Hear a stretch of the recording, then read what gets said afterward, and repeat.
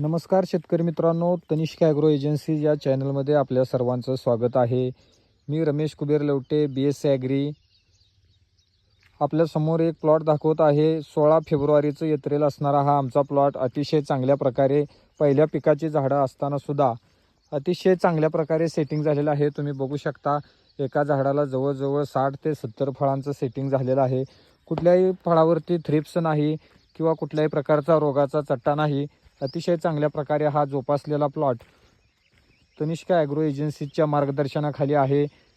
आजच या ठिकाणी सकाळी ताकद आणि हमला याचा स्प्रे या प्लॉटला झालेला आहे.